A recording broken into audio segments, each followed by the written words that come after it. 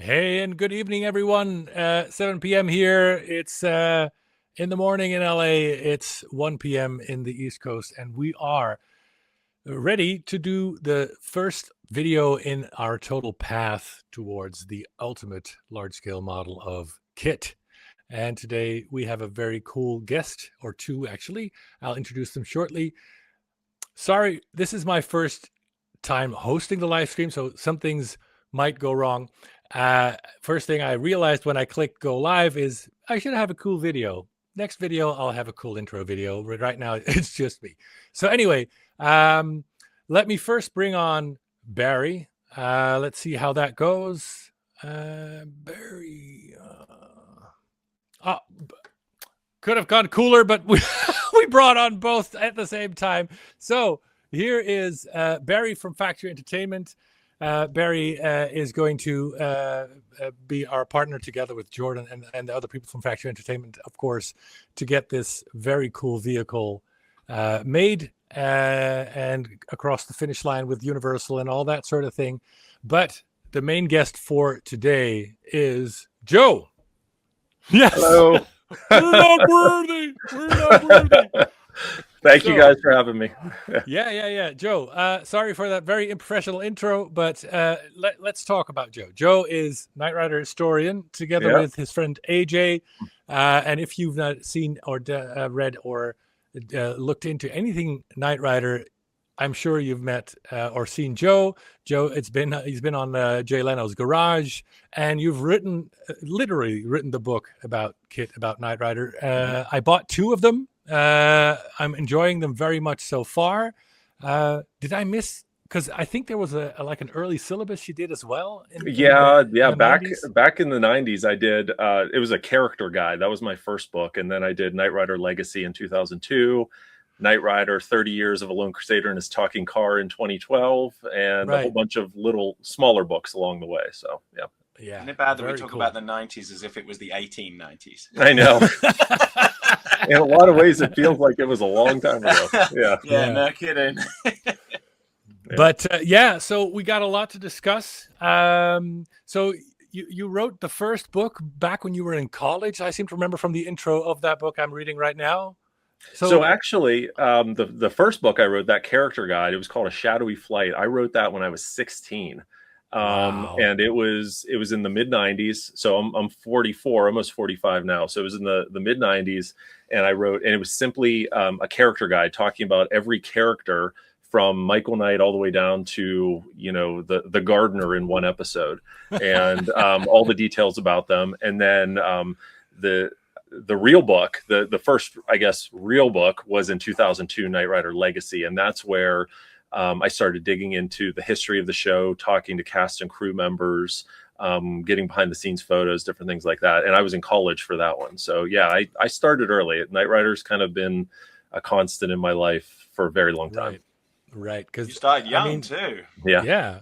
Because 44, that means you weren't really watching the shows live, but you watched the reruns, right? Yes. My mom says that I caught the tail end of the series in like 85 and 86 when I was like 4 years old, but I obviously don't remember that. But for me, it was whenever it was in syndication in the late 80s, they would always play like 2 or 3 hour blocks of the show right after school. So I'd come home and I would watch the show till dinner time. And then that's kind of when it really took hold.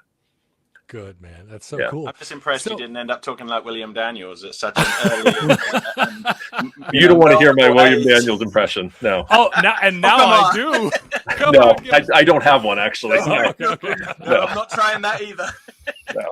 All right, so for the people who are watching, go get Joe's books and go to KnightRiderHistorians.com. where you can get the books both in PDF and the real versions signed by Joe. That's also very cool. Yep.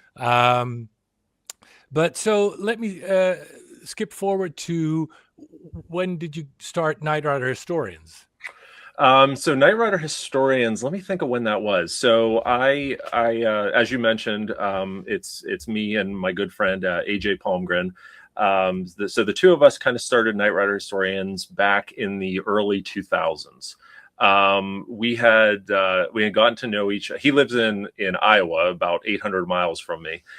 We see each other a few times a year, but we started talking back when I was writing those initial books, and I would post on the old message boards back in the day, and AJ saw the questions I was asking and my interest, that my interest in the show was more than just superficial. It was getting into the minutia of the production, of the props, the cars. So he reached out, we ended up forming a friendship. And then, early 2000s, we decided to form the Knight Rider Historians, and it's just kind of grown ever since.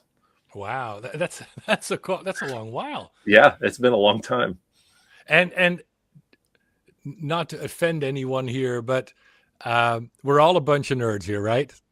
And definitely very passionate about the project, about our projects, I must say. And then to be together for that long without like a major falling out or a big spat, that's very impressive. Very good. Yeah, it's weird. AJ and I have never had as much as a minor argument. I mean, we get along great. No, we really haven't. We really have not. We get along great.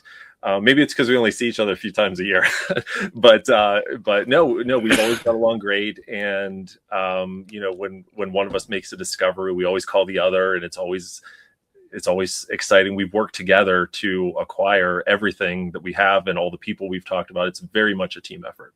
Wow. Well, yeah, I must say I'm impressed. So, let's talk about.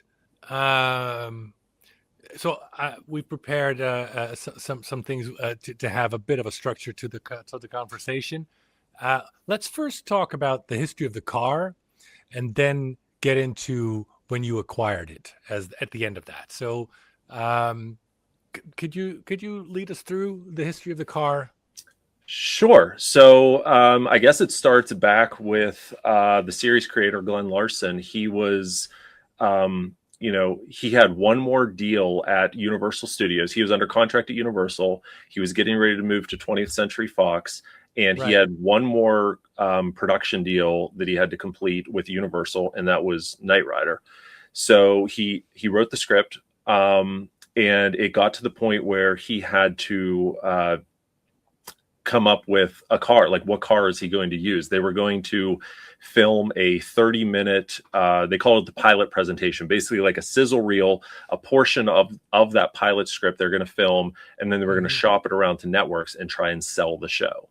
So this was spring of 1982, and Larson said, right from the get-go, he wanted the 82 Trans Am to be the car. Do you have any idea why that specific car? I think he liked it because it looked futuristic. In 1982 is when Pontiac redesigned the Firebird Trans Am into into that shape and that style. So when he saw that, he thought that's a futuristic looking car, and it really is, and it is to this day. If you look at it, it's real sleek and aerodynamic, and it's shocking when you compare it to the Smokey and the Bandit 70s. Yes. To have such a change, and was not warmly received immediately. It was no, people were like, oh my god, there's too different, too much change. Absolutely. And he had talked. Larson had talked at one point briefly about maybe using the Nissan. What is it? The Nissan Z from 1982 as KITT, but I don't think that went very far. So the 82 Firebirds were actually released in November of 81. So this was a few months after that the cars had already been out on the market. So he had known them. He'd probably seen a few on the road, and he decided this was the car he wanted. So he reached out to some good friends of his at a company called the Vista Group. Vista Group was the company responsible for placing vehicles in movies and TV shows and sporting events in the 70s, 80s, 90s, even into the 2000s. So he was good friends with the president of that company. So he asked the president to see if he could secure 3 brand new 1982 Trans Ams to use to film this pilot presentation to try and sell the series. So there's a whole long story behind that and the troubles that Vista Group had in getting the cars. But at the end of the day, they were able to secure 3 Trans Ams from Pontiac, and then that's what they used to film that pilot. And then as the course of the show went on, they ended up getting about 12.5 more that they used throughout the 4 years it was on the air. So. Oh, all right. I would expect even more than that, considering all the train wreck and all the other cars. Yeah. Anyway, before we get on to going from that Pontiac to KITT, and we have to talk literally about Michael Sheffey is the right way to pronounce that? Yeah, Michael Sheffey. Yeah. Michael Sheffey. Yeah, you said that. Yeah. But before I forget, let's add to this, maybe do a big jump forward. So how did you get the cars in terms of the history? Sure. So when the show ended, there were 5 cars that were allowed to survive. The cars, even though the show had roughly 17 to 20 cars, some of them were owned by the studio. They were owned outright by the studio. Some of them were product placement units from companies like the Vista Group or directly from Pontiac. So any that were product placement, there was a stipulation that the studio could use these cars, but when the show was ended, they had to be destroyed for liability reasons. But the studio-owned cars were allowed to survive, and those are the ones that the studio didn't destroy and eventually got out. So a car customizer, car show promoter named Carl Casper ran a company called Hollywood Productions. He purchased the cars from the studio and he toured them around the country to different car shows, World of Wheels events, different things like that. So over the years, he had slowly sold those cars off, and we have 2 of the 5 surviving cars. One of them came through this process, and we simply purchased it from, it was the second owner after Hollywood Productions. It had been languishing in an auction lot for years. One of the T-tops was missing. The interior was a wreck, but the owner prior to us restored the car, and then we ended up buying from him in 2007. The other car stayed at the studio until 2008. And at that point, the studio just said, hey, we need to clean up our back lot. And they sent the car to a salvage yard. And so I know it's crazy. And it would something that would never, ever happen today.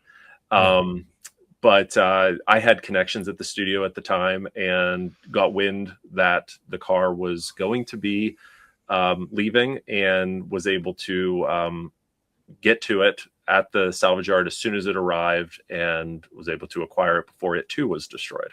Whoa. So yeah, unbelievable, crazy. So is one of the 2 cars you have one of that cars that was in the Universal Studios lot with the holes drilled in the bottom? Yes. Yeah, it was after. Yeah, Universal had a display where they had the car parked over the water, and tourists could come in. They could sit in the car, and they had a guy off camera pretending to be KITT that would interact with the guests. So they had 2 cars that they used for that display. One of them was just a car built specifically for that display. It was never used in the series, but the other one was used in the series, and that's the one that I have here. Yep. Oh, wow.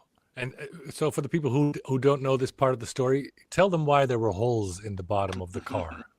So there were holes in the bottom of the car because, well, here, let's set the scene here. Let me bring up a picture real quick of the car over the water. So give me just 1 second. Here we go.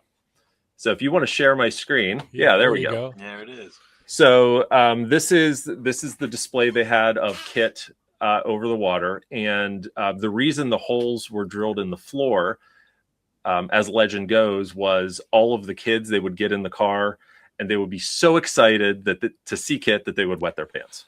Now, that might have been part of it, but realistically, it was also probably because of people getting in with wet shoes and different things like that. But Right. I kind of like. So we affectionately call the seats that came out of this car the P seats because I could Do not want to shine a black light on those. no, most definitely not. Yeah.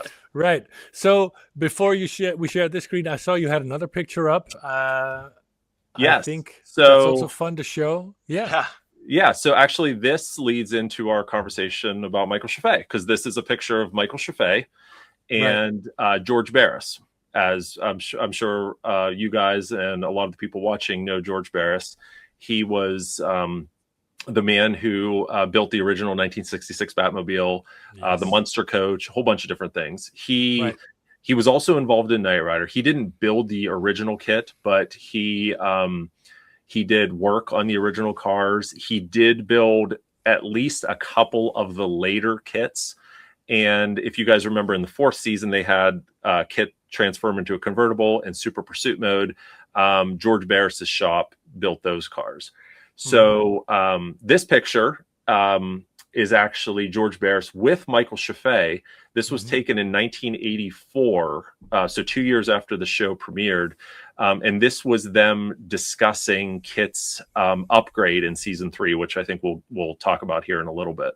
But I just wanted to kind of give a visual on Michael Chaffee here. And this car, I don't know if this was eventually turned into KITT or if this was one of Barris's replicas, because he built some replicas too. But yeah, right.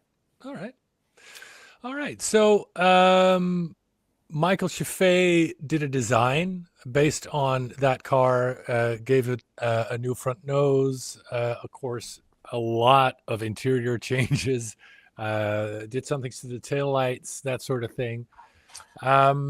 So let's talk about the pilot car, which would probably be the first one then, I guess. Yes. So the pilot car, so when we talk pilot cars, there's actually 3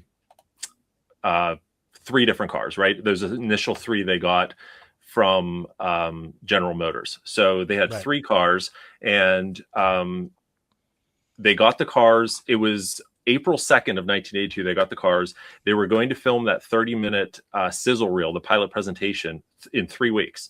So they had 3 weeks to convert these cars, to build everything from scratch.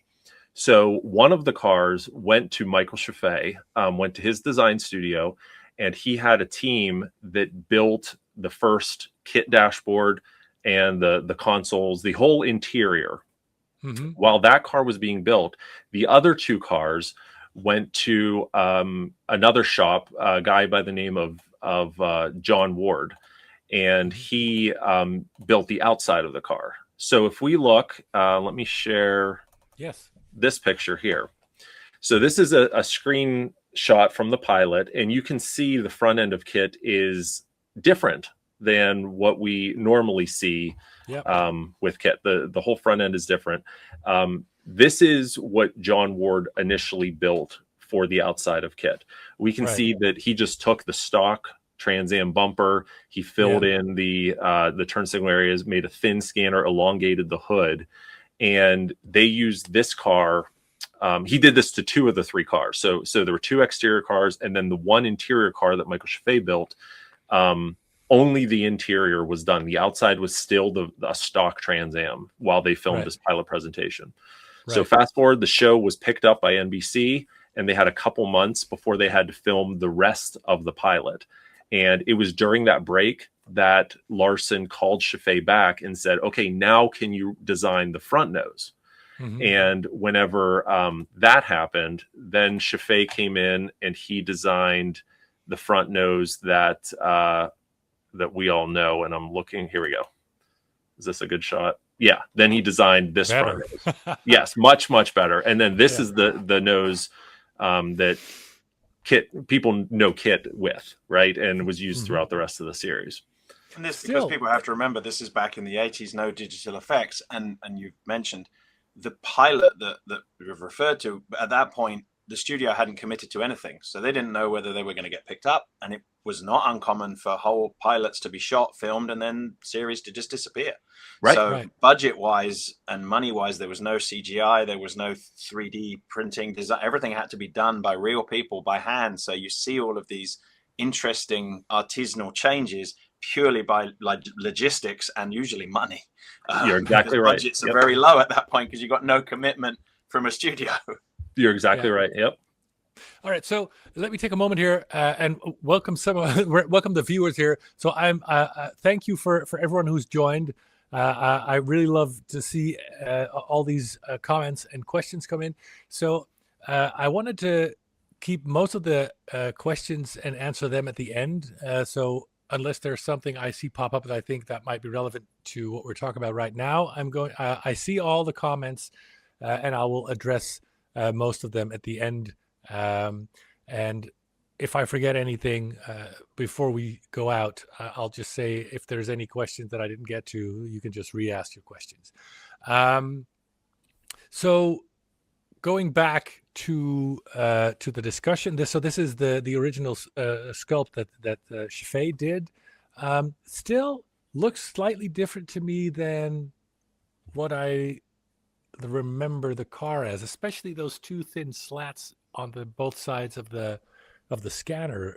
I don't remember seeing those panels so distinctly.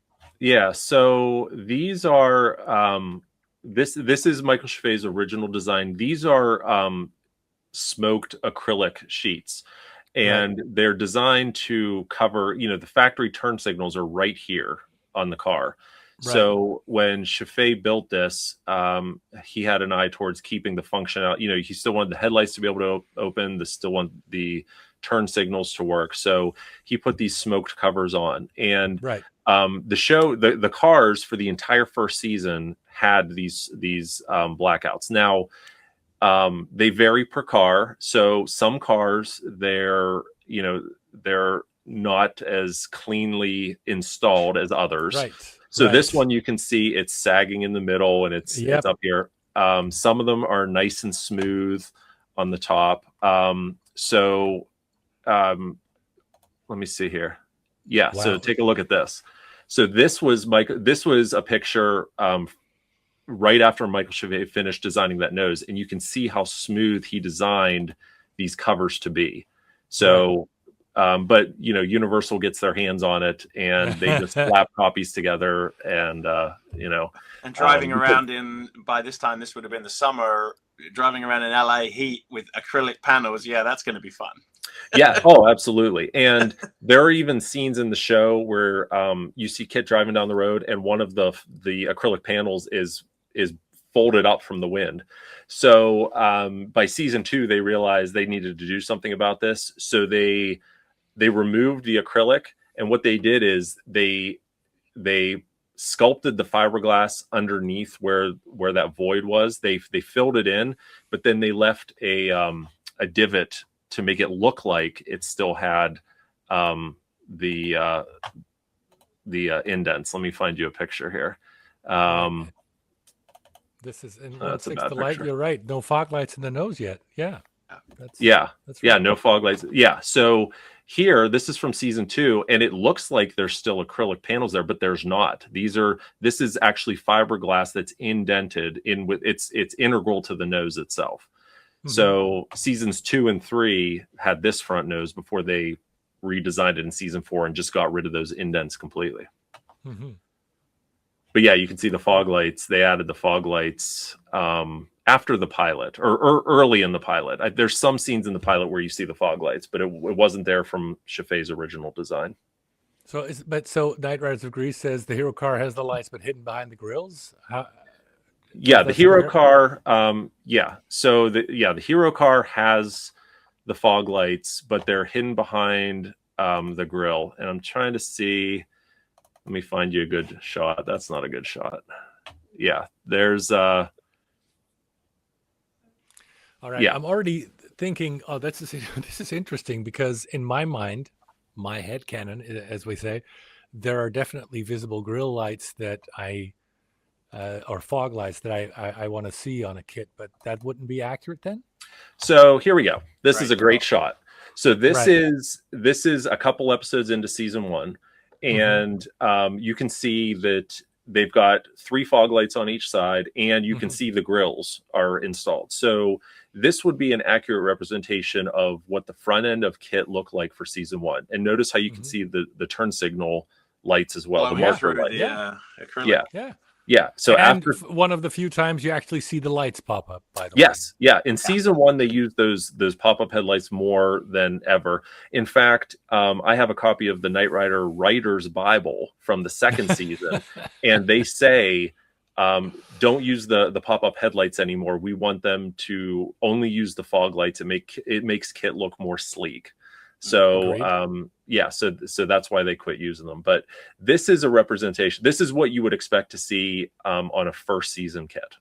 Yeah, you can see with the light behind them, they look more pronounced, but they're angled louvers. So when the lights are out, it's going to be much more concealed, and it's hard to see it when they're off. It's quite clever. Correct. Yeah, it is. So let's see if I can. No, I can't. That's crap. I was going to try to share. Can you see this? The front side view. Yes, right that's one of the 2 cars I have. Right. Okay. Yes. Because I was looking at. I was remembering this picture, and then I let's see. Stop sharing. How do I do that? Oh my God, I'm such a boomer. Here we go. Yeah, so I was remembering those lines, and you had a side profile shot like 5 minutes ago that looked different. Right.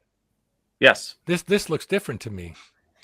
Yes. So this goes back to no two noses or surviving front noses seem to be exactly the same. So what you're looking at here is Chaffee's original nose that he sculpted out of balsa wood and body filler on this car. He sculpted it on the car. Later versions, as the series progressed, the nose that you just showed that's on one of the cars I have is a nose from later in the 2nd season. So, I don't think it was a resculpt. It was probably, they had a nose, that maybe it got hit and then they patched it up and then remolded it. And I don't know what exactly happened, but I think it was a many generation later nose than his that's original an important design. Practicality. If you've stood next to a Trans Am, it's a long car anyway. Once you add this nose on it, just think about all the things we saw KITT do and how many times he took a corner at speed. That front end is going to be the one that took all the abuse. That and the rear quarter panels. Absolutely. It must have been, logistically, it must have been a nightmare to film. Oh, yeah. I mean, it was a mess. Yeah. So this is interesting. So people who are watching, and we have quite a lot of viewers already live, I want to hear your responses too, because so basically everyone's saying got to be the season 1, season 2 cars. The other thing I hear is it has to have the redesigned voice box. So with the vertical lights on the slats sides. either side. Yeah. And people say the interior it should have the 2 screens, not the big one. But if you look at the nose, most people here in the comments are now saying get with the first season car.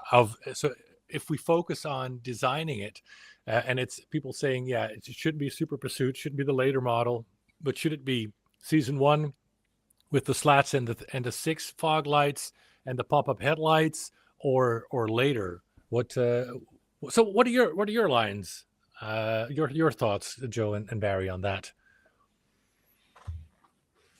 I mean, personally, I think it would be really cool to offer the initial vision of Michael Chaffee's for KITT with this original dash here with the square voice box, with the the half dash on top, the bigger overhead console, this front nose.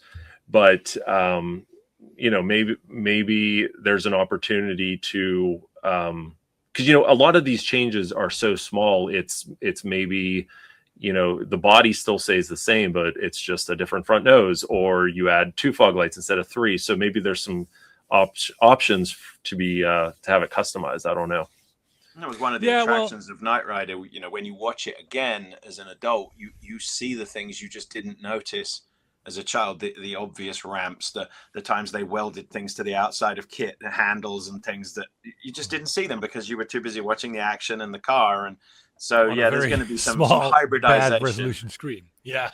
Yeah, and on a tiny little, if you were lucky, a 22-inch. Yeah, right. Exactly.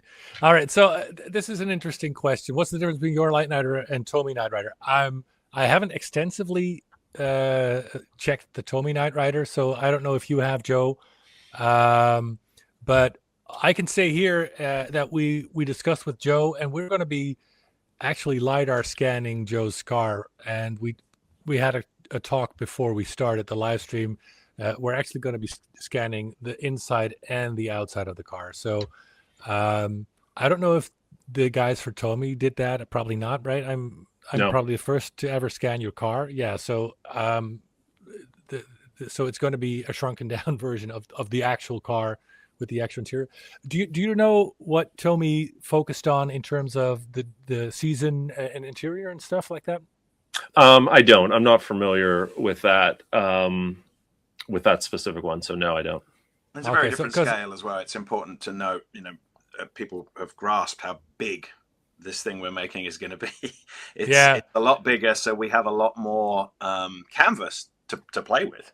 Things that would be simply impossible at the lower scale, we can do. Yeah, exactly. So, but I've seen this question pop up before, so I thought I'd address it. So, looks like we're focusing on the season 1 car. I like what you're saying, the original Chef, because it answers a couple of questions I had. So definitely the 2 monitors, the partial top dash, so not the later version where the top of the dash is completely filled out. I'm guessing that also answers what you're saying. There's a difference because there were differences in the top buttons, the side buttons.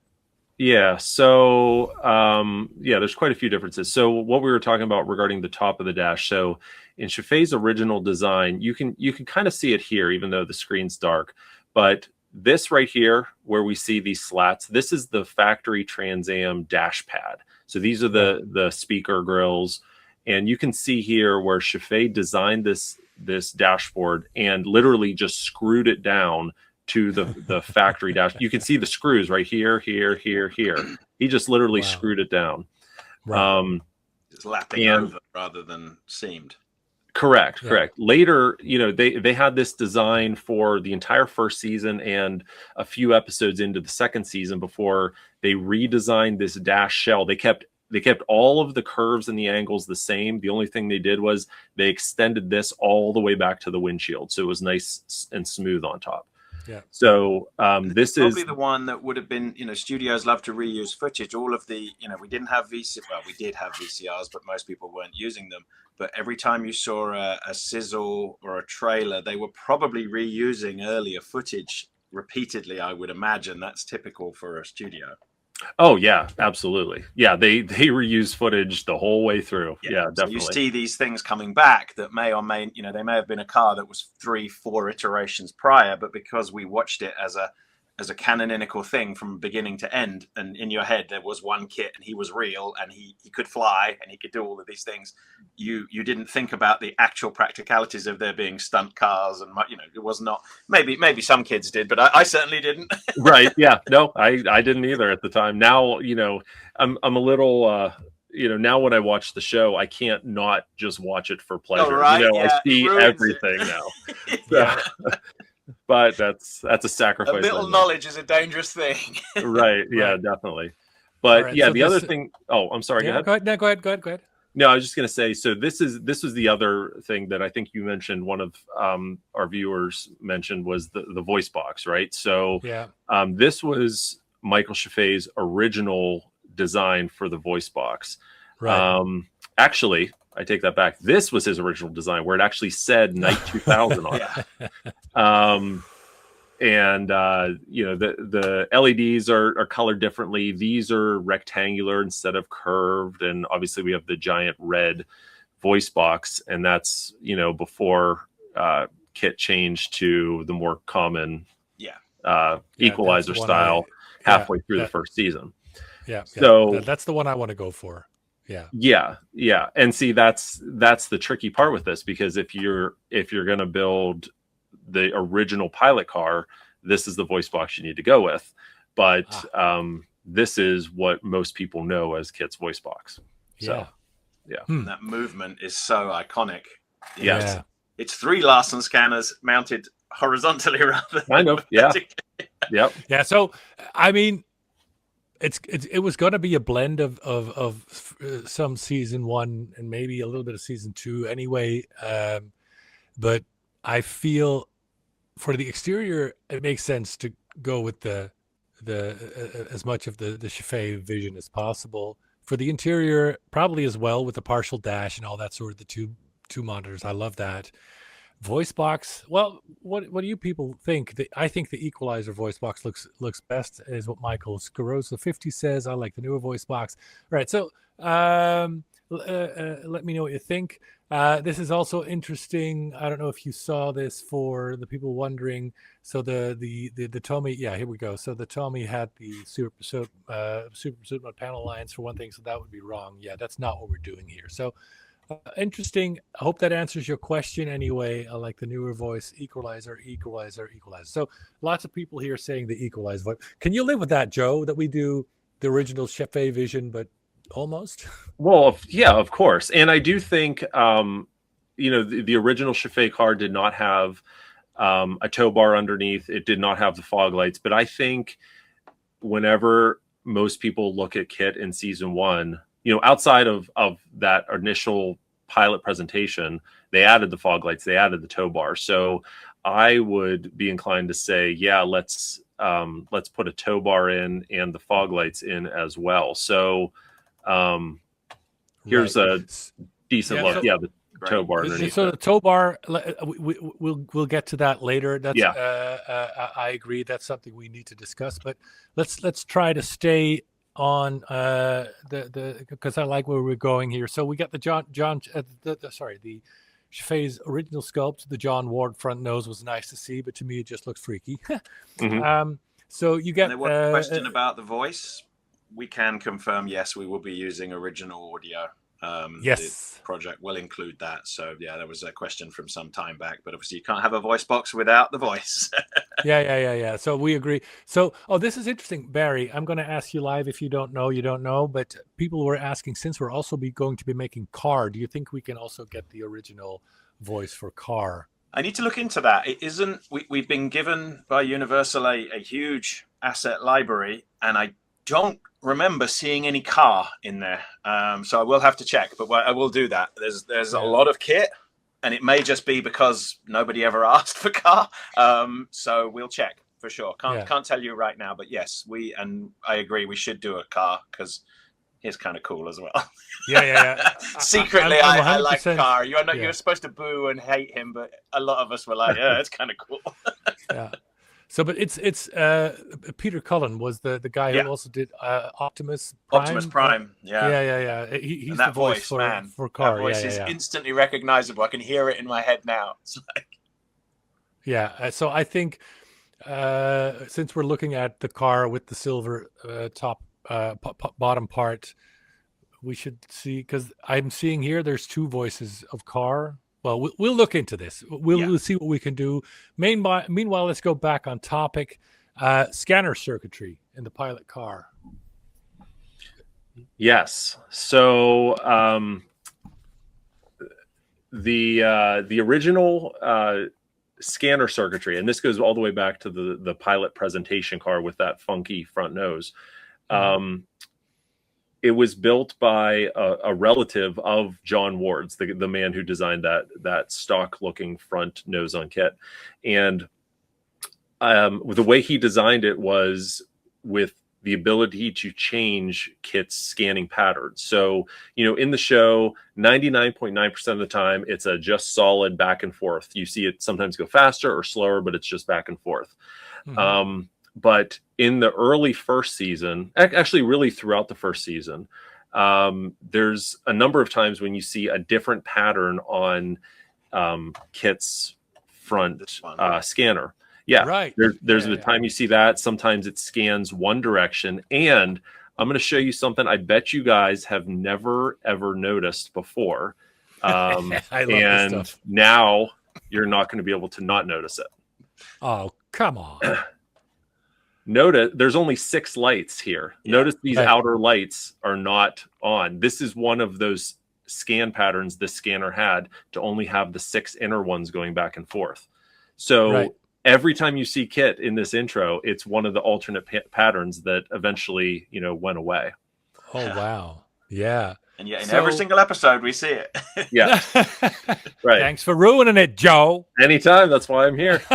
Well, this is really interesting because we've been working on Cylons, and obviously this is the grandfather of the scanner was the Cylons, and the way they register on camera is entirely different to the way they register in real life when you look at them. And it's frustratingly annoying because you see it and you go, wow, it looks great. And then you film it and it looks totally different. Yeah, so it must have driven the DOP and the art department absolutely insane trying to get this to look right. I'm sure it did. And, we years ago, AJ and I found that relative of John Ward's who built the original scanner, and he still had the original schematics. So AJ's recreated it, and it's now in one of our 2 cars now runs that original circuitry with all those different patterns in it. But what happened was when Universal took the show to production and they needed to make more copies of the car, it was easier for them to build a much more simpler circuit that just had on and off, and it just scanned back and forth. And continuity would have been a nightmare too. Oh, absolutely. Absolutely. People know things are not filmed in the order in which you see them. So if he's scanning this way in one shot and the next shot, it would have been a nightmare for the continuity guy. Oh, absolutely. Absolutely. So pretty much from the middle of the first season throughout the rest of the series, it was just a simple scan back and forth. So, I don't know what you guys have planned for the circuitry for the scanner, but maybe, and I'm sure it would be a lot simpler to build than it was back in 1982, but maybe, maybe Thank God for LEDs. Oh, yeah. So, all right. So this is an interesting question. Let's dive into that. So for the people who are new to us with the adjacent dioramas, this is why we don't make a final prototype when we open pre-orders, because we keep learning and learning stuff. And so basically at time of pre-order, there's going to be a rough draft. And it's not going to be until summer when we have a final prototype so that we can include all the things we're learning throughout the process and get customer feedback. So and there are other questions that I had, even just regarding the scanner. So it's interesting that I don't know. One of you 2 mentioned how different things. I think it was you, Barry. They met on screen. So one of the things I notice when I'm thinking of designing the scanner, on screen it registers as if when it goes from one side to the other, the lights are like trailing slowly. So it's not like it's a single LED going back and forth. No, it's trailing. Now, I was always wondering, is this something that is the way it registered, or is that something how the real thing was designed? I can talk. Go ahead, Barry. What you've got, we touched on it earlier. Obviously, this is 1982, and LEDs did exist, but they were not common and they were expensive. What you've got here is the difference between, and again, Joe, please stop me if I'm wrong, incandescent bulbs and LED bulbs. And with an incandescent bulb, when they turn off, they don't turn off immediately. They have a fade to them. So what you see in the Larson scanner, which is the unofficial term for this thing, the trail is actually the previous bulb going out and dimming as the next one dims. So you're seeing a trail, which is visible. But when you record it, for example, on a modern iPhone, which has a very high frame rate, all you can see are the actual individual LEDs, and it doesn't look the same at all. So you do have to have that trail of light that follows. Yeah. And it's really just the bulbs. If everybody can remember, when you turn out a fluorescent light, it doesn't go out immediately. You get that slight dimming and then it's out. And but we can design that with a simple IC. We can control and just you can achieve a hell of a lot with a modern LED because you can change the percentage of brightness, Yeah, and you can get a exactly. beautiful trail that looks Yeah. exactly like it. But yeah, hopefully That's what we that's need. right, Joe. Yeah. Yeah, That's what we yeah. need. I mean, All right. it was powered by 55-watt halogen bulbs. So Yeah. I mean, they would constantly drain the batteries on these cars because of leaving the scanners on. So, but in real life, like if I were to go out in my garage and look at it, you can clearly see the trailing effect, like you can see on the screen. And the scanner, the later style scanners were all relay based. So whenever you hear KITT's scanner on the show, you hear the the whoosh whoosh sound. In reality, it's click click click click click click click click click because it's 8 relays clicking on and off. That's what it really sounded like. But the trail is going to be one of the biggest things that that we're going to have to work on to get it perfect, because that can ruin the whole front end if it's not trailing properly. Yeah. No, the trail for me is a must. As soon as I started studying this, I was thinking, oh, how am I going to do this? And I don't know why I didn't think of the dimming of the halogen, because I was thinking it was maybe a replica of 70s recording and optics or something. But yeah, this makes total sense, and that's what we really individual bulbs lighting up. If there aren't 8 of them or 6 of them, it's bulb 1, 2, 3, 4, 5, 6, and as one goes out. And then also, because as Joe mentioned, with a relay isn't instantaneous, so it's then sending the signal to the next one to light up. So what you're seeing is the unintended lag. That's what creates it, and it gives that beautiful effect. You just suddenly see it, and you go, "Oh wow, that's it." Yeah. Because if it lit up perfectly, it would never have the same. I don't know. That's that thing that it has, and same with the Cylons. It's an unnatural look that just picks up in your head. Yeah, it works. So this is correct then. The clear plastic is that the red color, or are the halogen lights? No, the halogens are clear, and then there's actually 2 lenses. The first lens is a frosted lens to diffuse the light, and then there's a red clear acrylic in front of that. Yeah, quite a thick. When you see it, if you sliced it in half, it's thicker than you assume it would be. When you look at it on screen, it almost looks as if the bulbs are just behind it. To get that diffusion, because again, on TV screens back in the day, all you would have seen would have been the individual bulbs. So you have to diffuse it quite dramatically, about 75% diffusion. Mm-hmm. Yeah. All right. So this is also a very interesting question. Are you configuring the T-tops on the roof? With Justin adding that would add the cool figure that Barry is making. Make it easier. Did we just reveal a secret there, Joe? Yeah, well, you're making the figure, aren't you? Yeah, we're making the figure, guys. Everybody has to order the Factory Entertainment Michael Knight figure. Anyway, so Joe, what's our stance on T-tops? Oh, well, you have to have them. I mean, there's not an option. Yeah. I mean, some of the stunt cars they used on the show were hardtop cars, and they actually just stuck strips on the roof to make it look like T-tops when the car was driving by. But every version of KITT has T-tops. So we have to have them, because anybody who owns a real Trans Am hates them because they leak like a sieve, but ours is never going to go outside, so we can have them. Yeah, that's right. But you hear that, guys and girls? We do not take our models. Yeah, do not take our car in the rain. Otherwise, it will realistically leak, and that would be screen accurate. Right, it would. But see, even beyond that, you guys, need to make it so the T-tops are on hinges, so KITT's auto roof can open. Yep. Oh, right. Yeah. They had one car that could do this, the actual T-tops opening like this. So, all right. So people are asking me to speak closer to the mic. 20 years.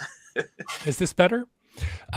So we still got a lot of stuff to cover. Either we're going through this faster, or this is going to be a part one of one of two. So seatbelts.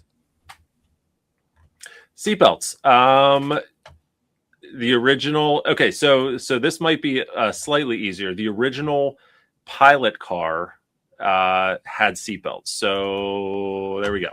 Yeah. So this is filming for that pilot presentation. The original Hero car that Michael Chaffee built the interior still had the seatbelts, and you can just barely see here. This is the factory seatbelt guide that was secured to the seat. Pretty much after they filmed that 30-minute pilot presentation, the seatbelts went away.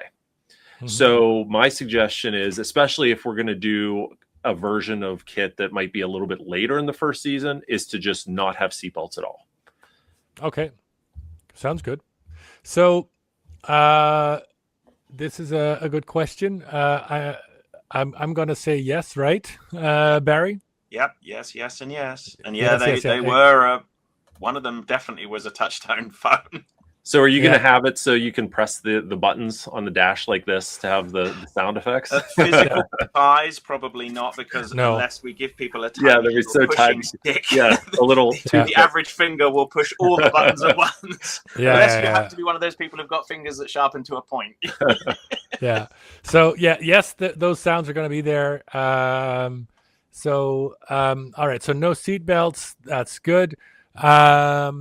Then everybody good with no seatbelts? Because and it also ruins when you look in the front of the car. Those two seatbelts hanging down, they're so obvious, and the way they work on a Trans Am, because the seats flip forward, you have those loops in the seat. Right. So very obvious. Yeah, but even though if you want to get every detail right, even though the seatbelts were gone, they still got the mounts. The mounts were always there for the first season. After the first season, the mounts pretty much went away. But because literally what they did, because one of the cars I have is one of those original 3 Pilot cars, and I took the headliner down. I found the original retractors for the seatbelt up there. They had just cut the belt and let it roll up in there. So so little details like this, for a first season car, I like that. Something you don't want to capture. That. Yeah. I think that's good to add. Those kind of things is the stuff that we love. That's a great shot. Yeah. So then we got the front windshield to talk about. Yes. So the front windshield, this might not, that's a decent shot of it. So factory, from the factory, the windshields, not just on Firebirds, but on really all cars, they have the tint across the top to help with the sun coming in for the driver. So the windshields were all replaced with completely clear glass. You can see it's got this band of black around it, but there's no tint at the top. And that was so the cameras filming could film the actors inside unobstructed. Right. But it also is very important because that allows you to see the outline of this overhead console, so you want clear the whole way to the top. Right. Okay.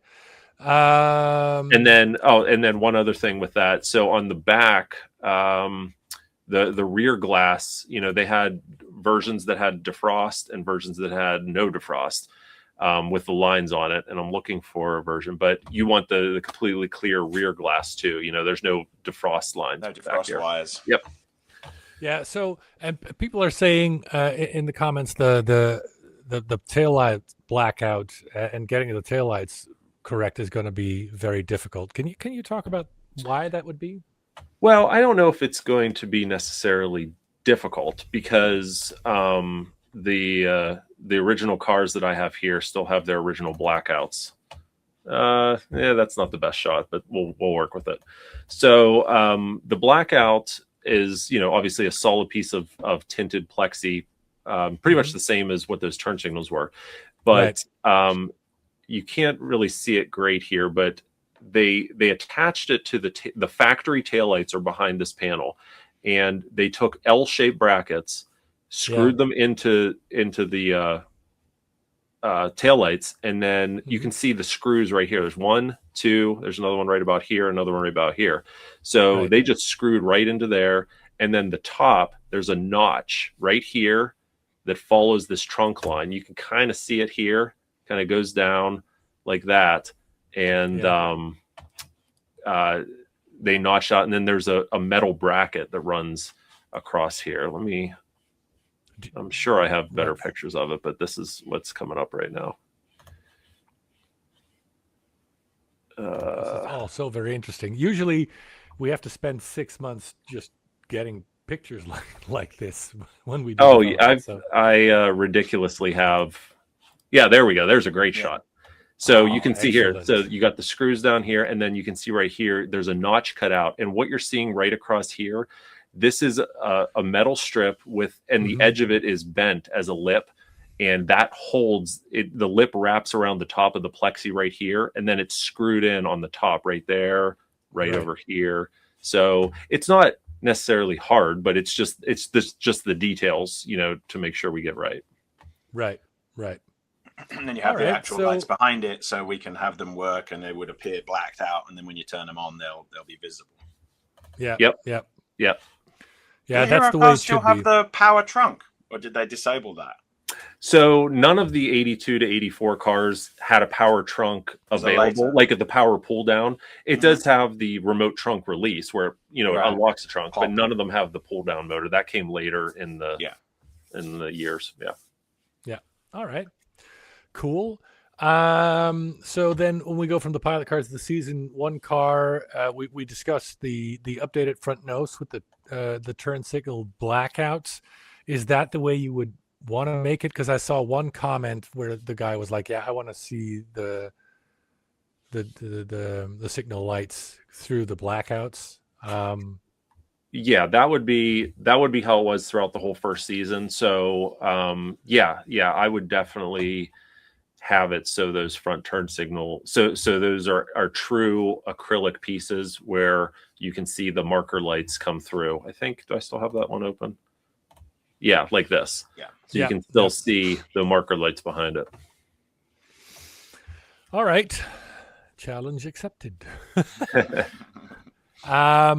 So going from the pilot car to the season 1 car, you're also mentioning you've got the universal parts copies.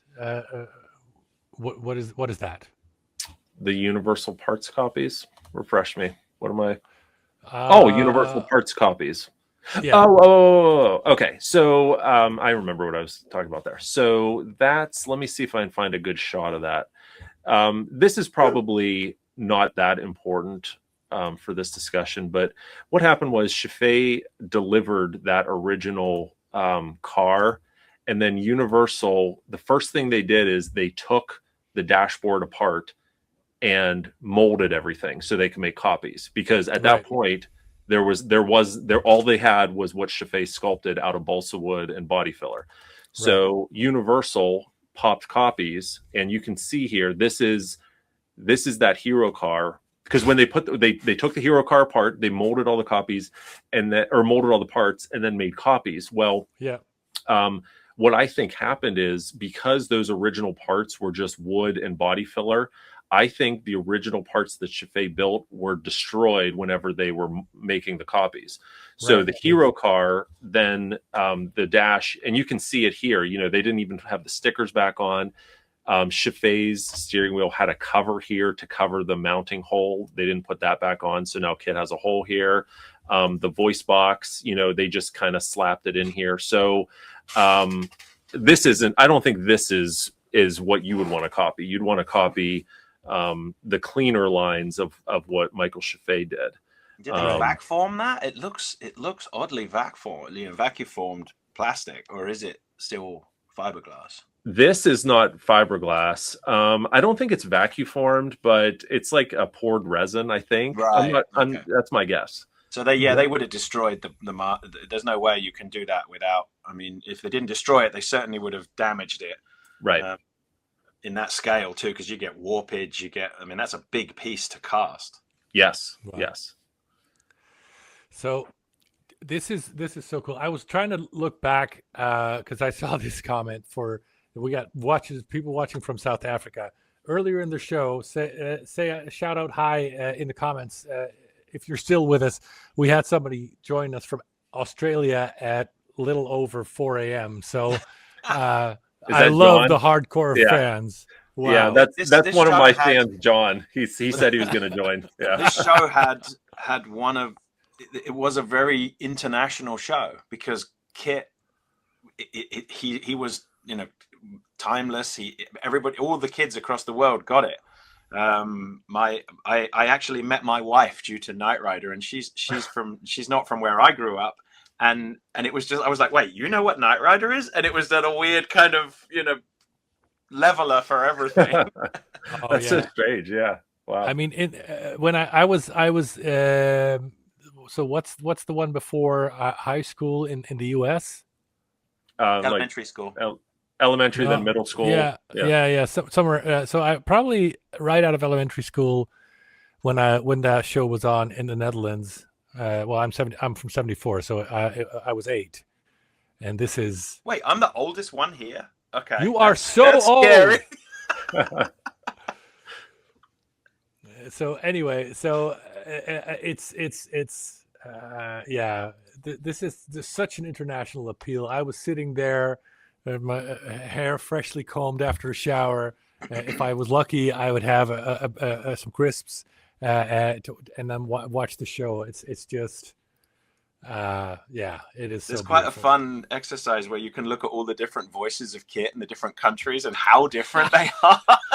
Yeah, so this is interesting. I've had questions from people. Could you include the French voice? Could you include the Italian voice? Now, that's a technical challenge we might have to think about. But right now, probably not, because all those people are artists, and every single one of them, would be.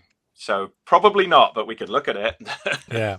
So Derek, this is a good question. Will you be replicating the wonkiness of the original props? I would say yes, because we are scanning Joe's original screen used car and interior.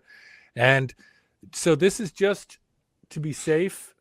We're also going to be scanning the engine bay, because if we get enough supporters, we might actually make you lift up the hood and be able to see the engine, because some people love that. So yes, with that scan being the original for our 6-scale hero vehicle, there's going to be some wonkiness in there that you. But it won't be as pronounced too, because when you reduce, if you scan a full size car, and let's say the wonkiness is 10 centimeters over a meter, when you scale that down, it isn't always as obvious, because you're reducing everything. So very, if things are completely out of whack, they tend to be more noticeable. You probably won't see it even at the big size that our model is going to be. It will be less obvious than it is when you sit and stare at it in real life and you go, man, that's way off. Yep. So it's not going to be as pronounced, but it's definitely going to be there. Yeah, it'll be there. And I want to shout out to a fellow cheesehead. Op je kop staan, hi. Groetjes uitreizen. Love that everybody's watching this. Will it have Super Pursuit mode? Definitely not. So, no. So not this version. Going for no, exactly. So we're making the season 1 car. I don't know if there's a massive request for a second version after we do the season 1 car and the accompanying car. We might look into doing the season 3, season 4, but I did a poll on my closed Facebook group. If you're not part of the Facebook group and you want to follow the build from every step that I share, go to the closed Facebook group, Jazzing Dioramas, and become a member there. From the votes, it was like 10% or less of the people wanted the season 3, season 4 car versus the season 1 car. So for now, we're focusing on the season 1 car.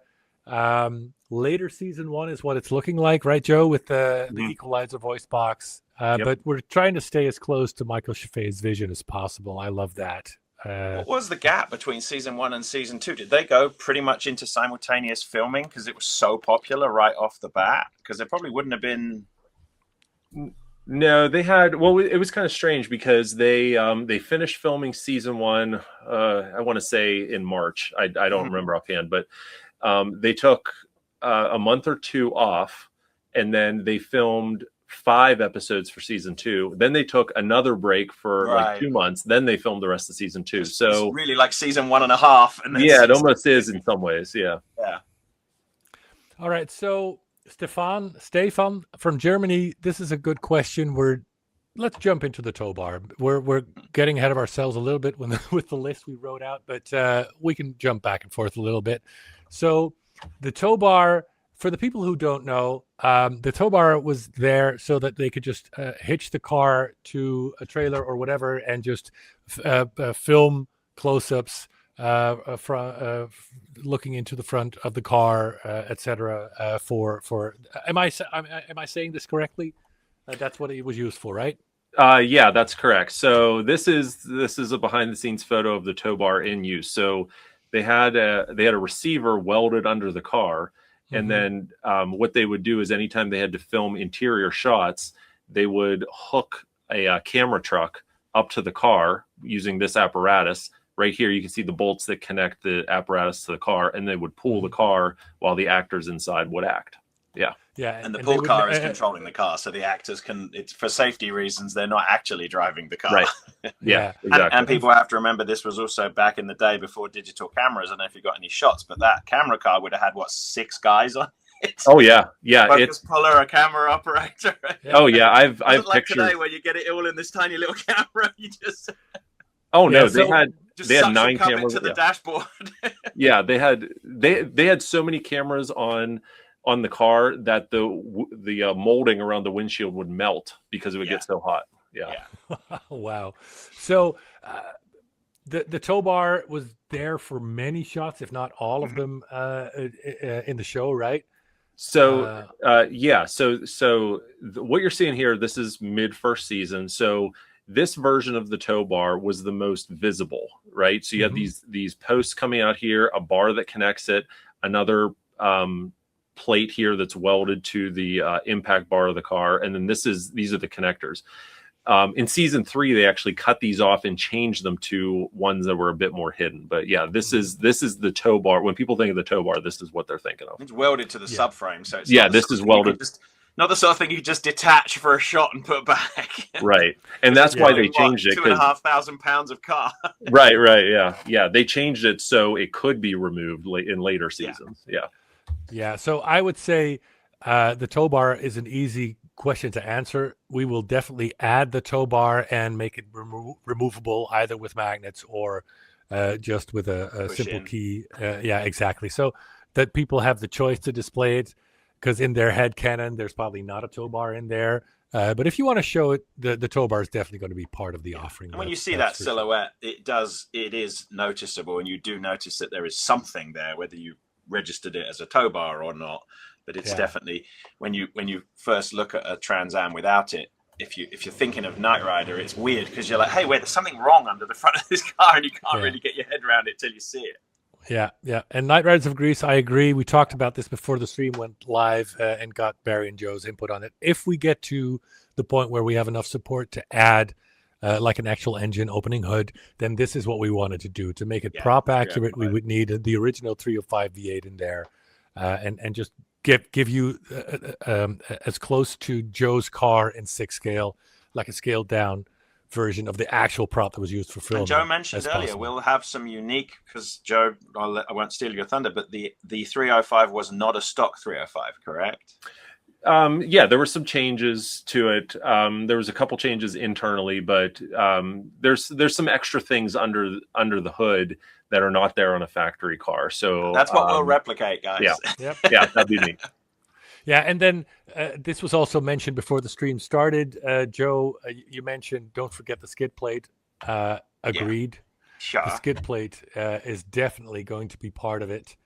Yeah, they had a couple. Yeah, they had a couple different versions of the skid plate. This is one of them. But yeah, definitely including the skid plate. There's another picture of one of the. Isn't it funny? We can just shout out for a minute that we've got doors that go up by themselves. We've got aerodynamic plates on the bottom of cars. All things that are now standard on a vehicle. Right. Close to standard that we're on a fantasy car. I You're wonder how exactly many right. of them were done just by people who remember. Right. And isn't that weird? This picture also shows exactly why we need the bottom of the car to be as accurate as possible, because no car has shown its bottom as much as KITT. So that's right. Indecent that way, but anyway. Well, you can imagine when they started writing the episodes where it did all of this, they would have been, the underside of a car is ugly as hell and it's all dirty, and we have to how do we fix this? Yes, yeah. So, Brother Cousins, I want to give a shout out. I've been on his live streams a couple of times, so thank you so much for joining us on the live stream. This is also a good question. So we have discussed this amongst ourselves, to be talking to William Daniels about a signature edition. He is getting to 100 or already 100 years old, but he's still alive. He's still with us. And so Barry is looking into that, because we would love to do that. And I also have my guy who helps me with the signature editions. He's going to be looking into that as well. So we are definitely open to having a limited run with the signature plate numbered with William Daniels' signature on there. Watch this space, folks. Yeah, exactly. Anyway, so here's a question: will there be Pontiac logos on the hubcaps and shifter? No. We can't. Basically, no, there will not. End of And story. you don't want them anyways, because KITT didn't have them. Those were both the hubcaps had the logos removed and the shifter had the logo removed. So good. Oh, you heard it first. Yeah. If there were any visible, they were unintended. I've heard some people claiming that they can see artifacts, and it's like, maybe, but they were unintended. We're making KITT, and KITT was KITT. KITT was not. He may have been based on a Trans Am, but he was KITT. Yeah. So we're making exact. Thank you, Joe.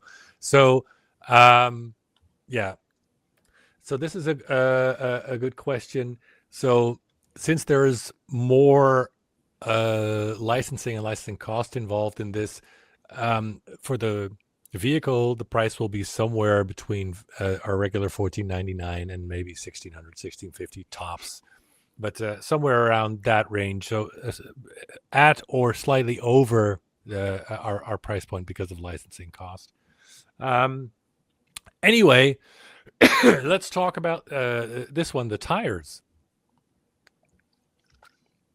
Yeah. So, here, I wanted to go back real quick. So talking about the Pontiac logo. So the wheels and the tires, the hubcaps, this is all right from the factory from General Motors when the car was built.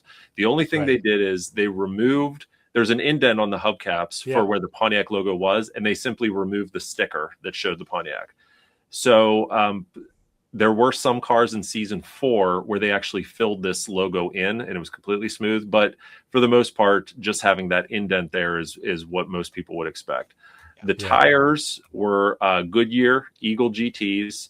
No white logos. No white logos. No, these tires came with white outline letters, but they're turned in, so you don't see them. So you never see KITT with the white letters. It's always raised black letters like this. Mm-hmm. Yeah.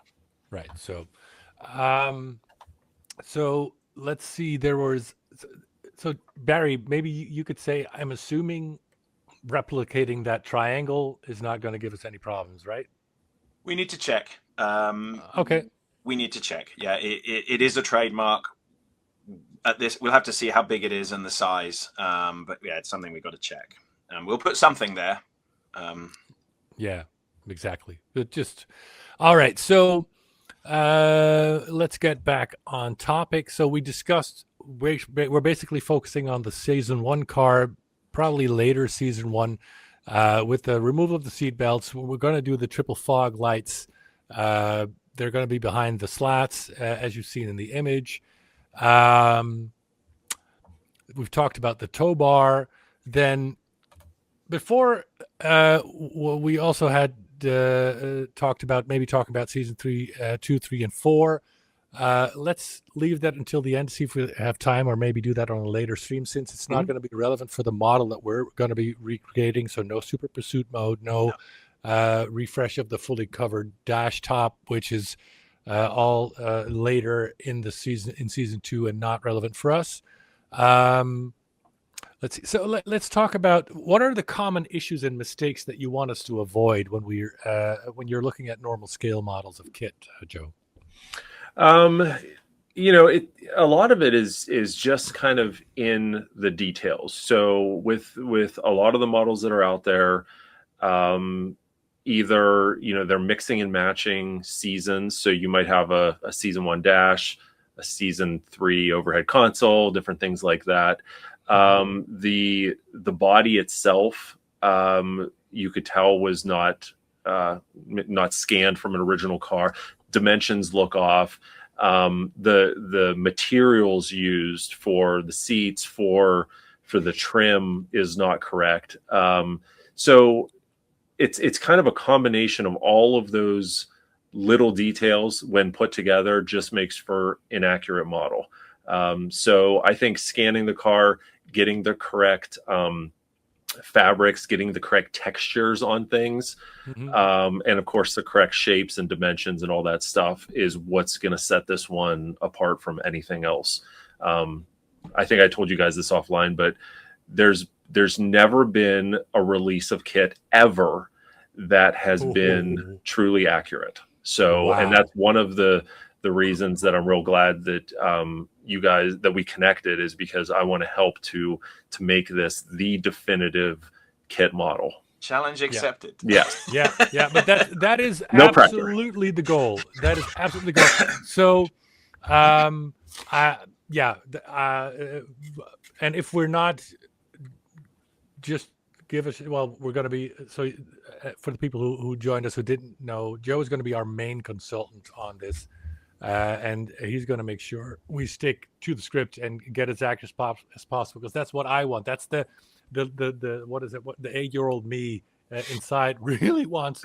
So you want the prop car, and here's the guy that owns the prop essentially, or certainly the best condition one. That actually is renovated back to its, because you mentioned that both of your cars had been through, let's just say, abuse between their screen time and you've restored them back. It's like an archaeological process, right? It is. You're literally digging it up in, well, not quite, but close. Yes. Yep.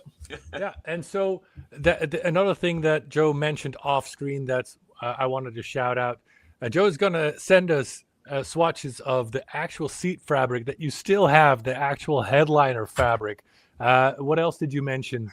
Carpet. Any of the soft materials on the inside. I'm going to send you guys swatches so you can use that to We're going to go deep on this, people.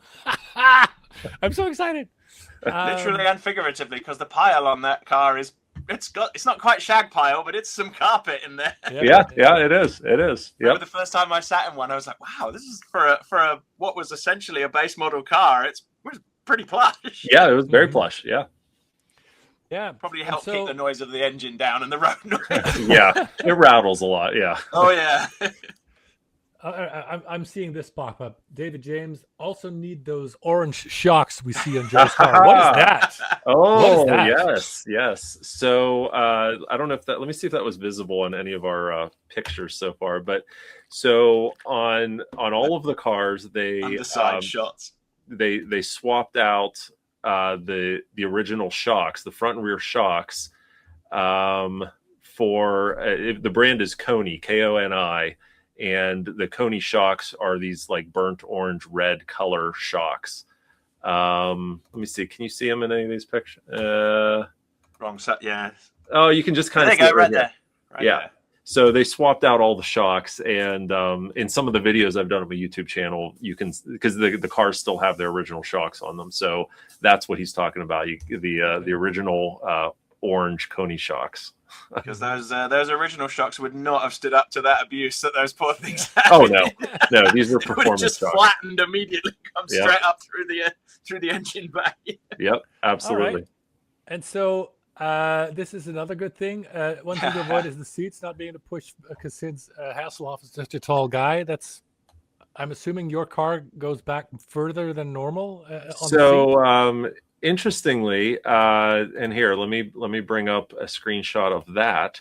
So, so they obviously had an issue with David Hasselhoff, and he was, so tall. And I have a great screenshot to demonstrate this. But what they did is they added seat extensions into the car. Let me see if this is one. You can't really see it too well here, but so they put seat extensions on the car. So the driver's seat, normally the back of the seat almost touches, this is the back seat, the bottom of the back seat. Right. So they have it so this seat can go way back here. Mm-hmm. So I guess seat extensions are on the list here. We will have to put those in anyway, because obviously, as we mentioned, there's going to be a figure to accompany this, and physically inserting a figure which is made of hard plastic and has joints in different places Yeah. there will be some dressing required to place the figure and position him right, and then move his seat, which you couldn't. A human gets into a car in a very different way to the way you'll insert the figure. So yeah, there'll be some posability in this. But that was one of the weird things. If you've ever sat inside one of these cars, they're big cars, and then you go, wow, they're actually not the biggest interior. Yeah. Well, plus you have that giant dashboard, the pod button, the steering wheel, all of that's right in your face. So you need to sit further back. Yeah. Right. So yeah, we'll have to talk whenever you design the figure about like the clothing and different things like that. So I have some thoughts on that, but that's for another discussion. Definitely. Yeah. That's another channel, another program. Yes. All right, Christian, what is he talking about? Side trims, stock, or rivets? Oh, I know what he's talking about. Of course you do. Of course I do. So let me think of where I can find a good shot of this. Basically, this is not going to be a good shot, but this is what he's talking about. So this trim work right here on the side of the doors. Right. From the factory, when these cars were new, if they were optioned as such, they had a rubber stick-on trim. It had a texture on it, and it was just double-sided tape, and the trim was stuck on. What happened was, these cars were bashed and repainted so many times. My original cars have over a dozen coats of paint on them. I mean, it's just real thick. So what happened was, that rubber trim was not holding up. So, and this was a second season change, but by second season, they quit using the factory stick-on rubber trim, and they replaced it with it. This is an aluminum track with a rubber insert, and it's actually riveted onto the car just to make it more durable. So if we're doing a mid-first season car, we're going to want to replicate the factory GM rubber texturized version. Yeah. Right. Yeah. As soon as you said season 2. Yeah. All right. And so this is also a good question. I wonder if we should have oil slick holes. Again, there were two versions of the oil slick. Joe, thoughts on that? Okay, so in the oil slick, we've got right here. So this is from the pilot, and what they did for the oil slick originally, later on in the series, they just had almost like a little sprayer that sprayed black water or something. But in the pilot, they actually, I'm not sure what these are. These are giant, like bristles that are just leaking this oil everywhere.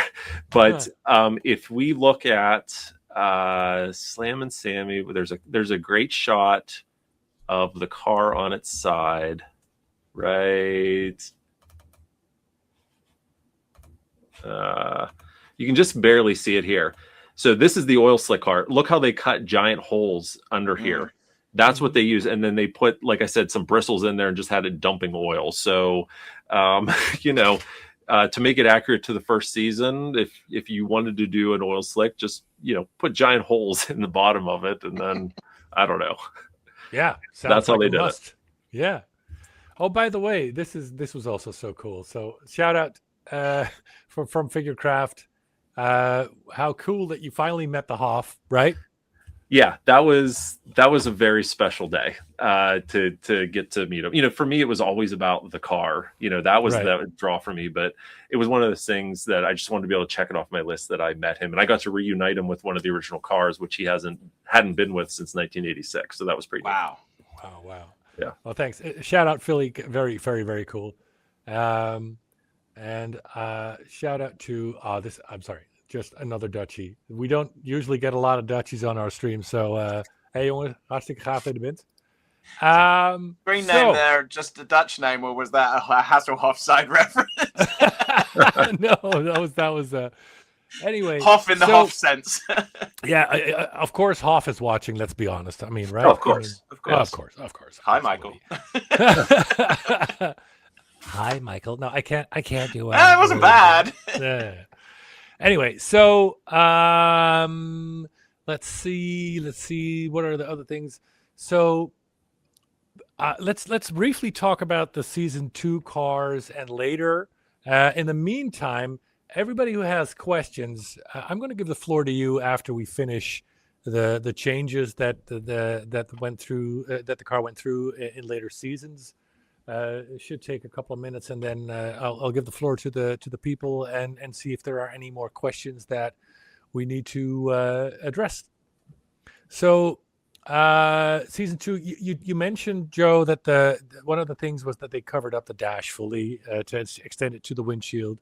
We're not doing that. We're doing the original Chaffee dash cover. But what kind of additional details are we talking? So this is Yeah, so this is what I was talking about earlier. You can see how the dash now goes all the way back to the windshield. So this is a completely new fiberglass piece that they put in the Hero car. And they updated the voice box. You know, it's interesting, that original square voice box from the pilot, that square voice box was in the Hero car until a third of the way through season 2. Even though the close-up shots changed way back in the middle of season 1. So they finally refreshed the whole car.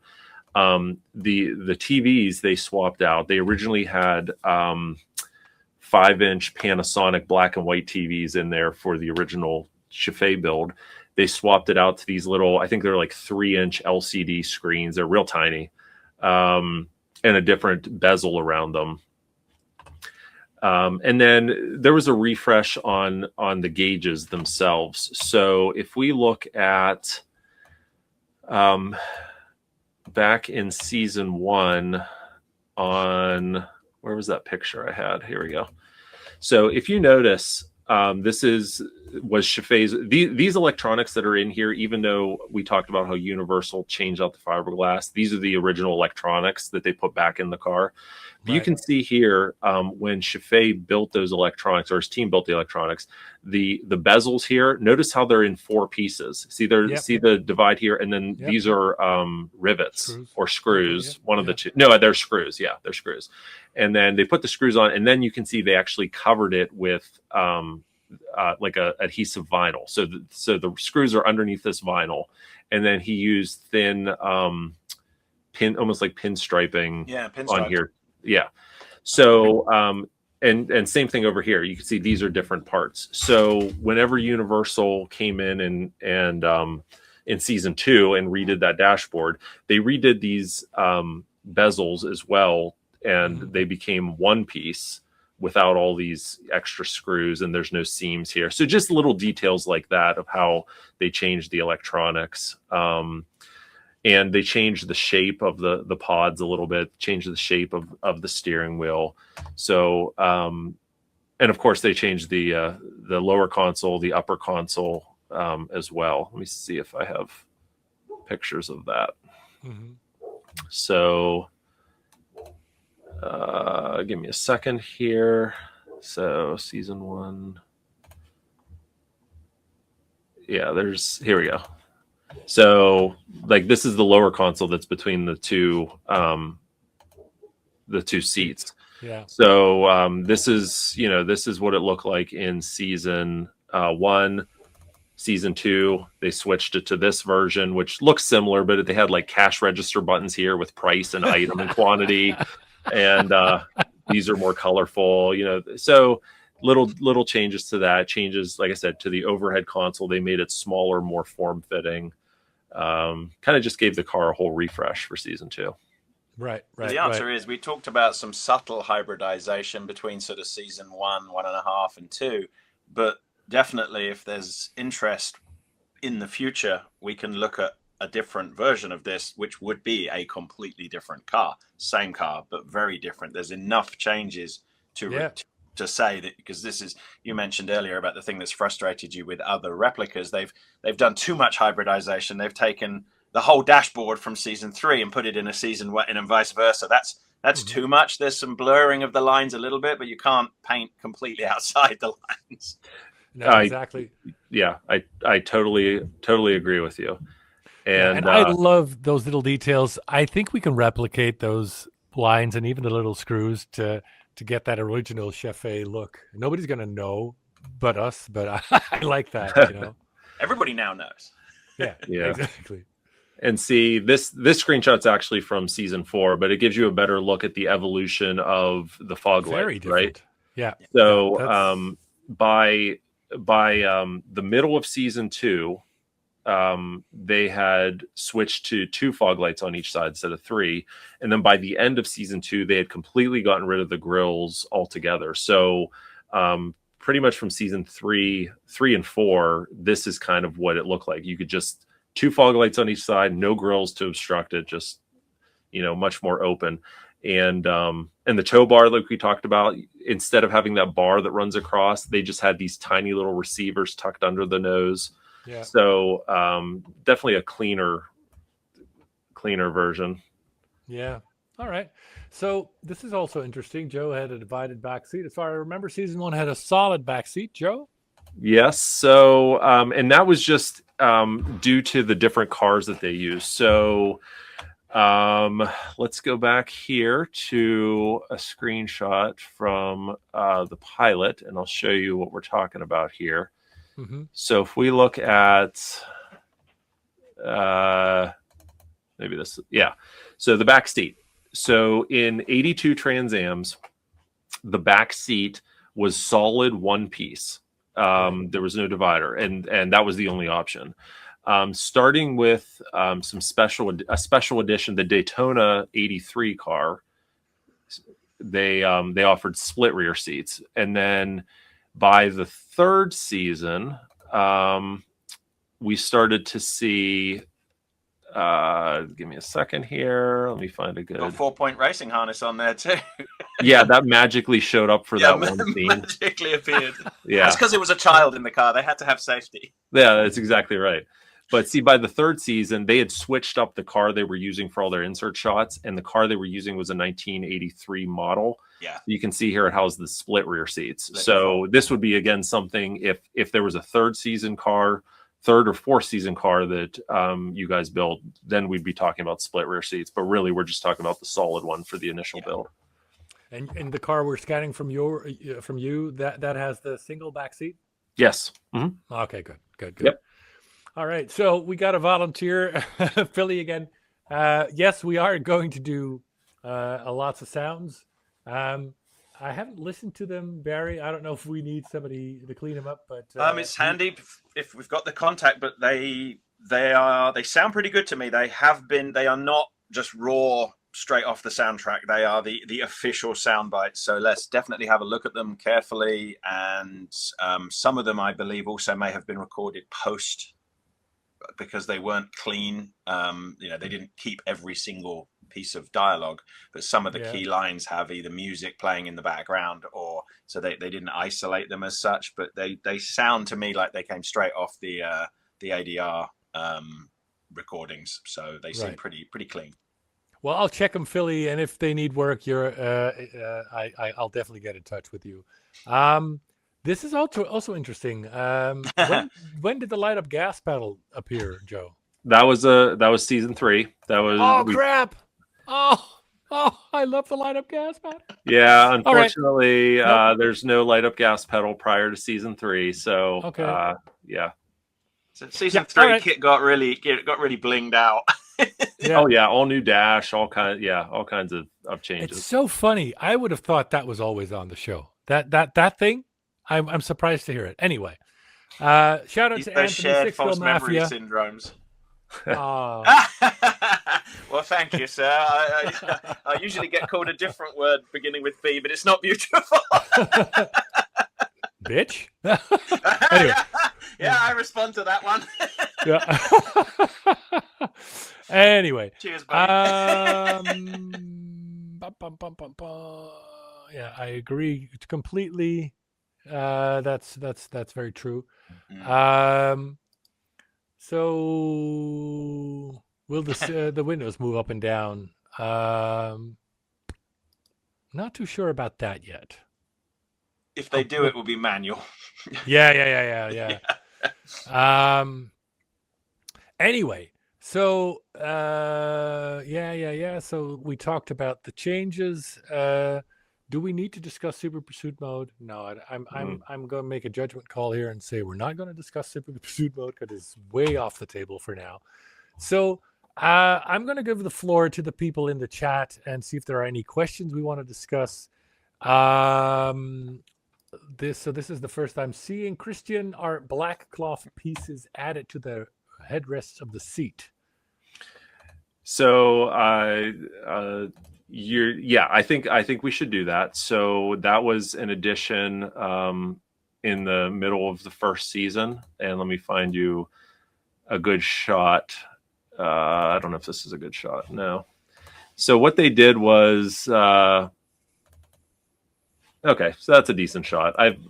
So what they did was because the stunt drivers were blind driving KITT a lot, and what they did is they sat behind a specially designed seat that looked just like this, and they would look out these openings in the seat.